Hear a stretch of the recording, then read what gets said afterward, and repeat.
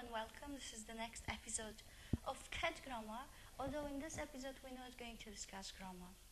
We're going to discuss vocabulary and very interesting and very exciting part of a vocabulary which is idioms. If you don't know what idioms are, this is a good place for you. I'm going first to explain quickly what idioms are and then give you a few examples of English idioms. Idioms are expressions. Expression means not just one word, but a few words put together, like a saying, which don't mean exactly what they say. So that sounds quite complicated, but it's not that complicated. For example, in English, I have an expression, a piece of cake. So you can ask me, oh, how was your exam? I'll say, oh, it was a piece of cake. A piece of cake? What did I mean? Did I mean I ate my exam? It was delicious? No, what I mean, it was easy. So you see, on one hand, you have a saying, a piece of cake, but the meaning is not what we say literal. It does not mean that my exam was a piece of cake, a real cake, but it means that it was easy. You can think about it like that. Is it difficult to eat a piece of cake? No. So we transfer the meaning that the piece of cake as being something easy, something light to eat, not very difficult to do. It's not difficult to eat a piece of cake. And I put the same meaning, the same idea onto my exam. For example, for the Arabic listeners, we have the same idiom in English and Arabic. You can say, when you have idea in your head and you know this idea and you know the word, but you just can't say it. When you have this feeling, you say, I have something on tip of my tongue. Tip of my tongue. I will not show tip of my tongue now, but means on the top of my tongue. So some expression like this one, to have something on tip of your tongue, can be found in English and Arabic.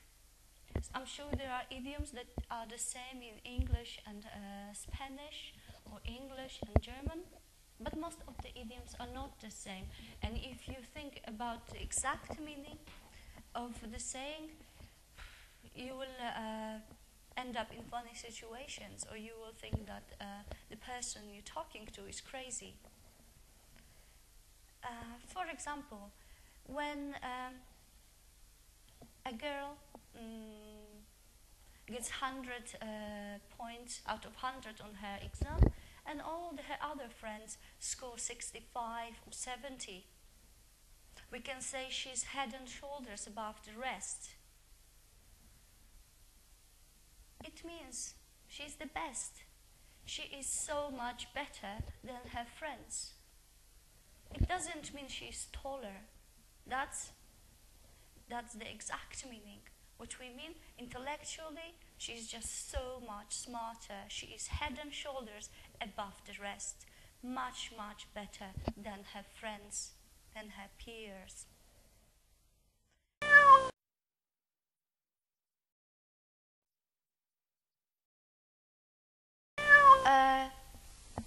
Sometimes at university you have to do projects together. Teacher asks you to do projects together.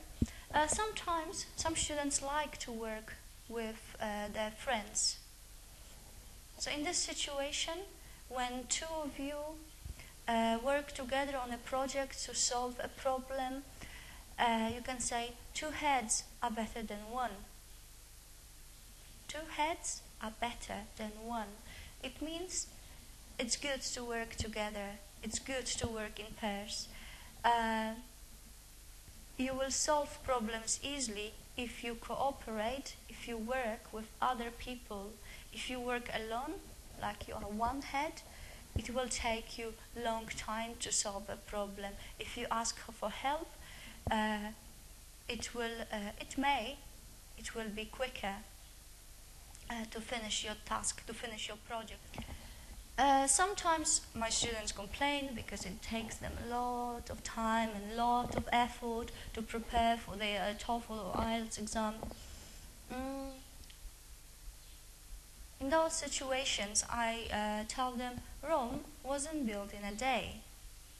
Rome, the capital of Italy, as some of you may know, is very, very old, and it took centuries, hundreds of years to build it. So the meaning of this idiom, Rome wasn't built in a day, means if you want to achieve, if you want to do something great, it will take a lot of time. So be patient and work hard, and eventually you will succeed. Rome wasn't built in a day. You can't do anything great in one day. And the last idiom for today, every cloud has a silver lining.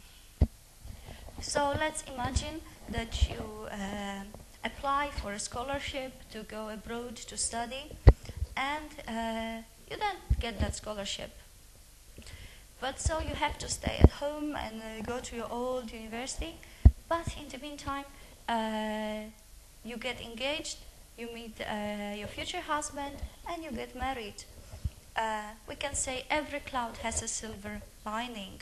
So even though it was very bad for you not to get a scholarship, because you didn't go abroad to another country, you met your husband and started a family. So something good came out of you not going abroad.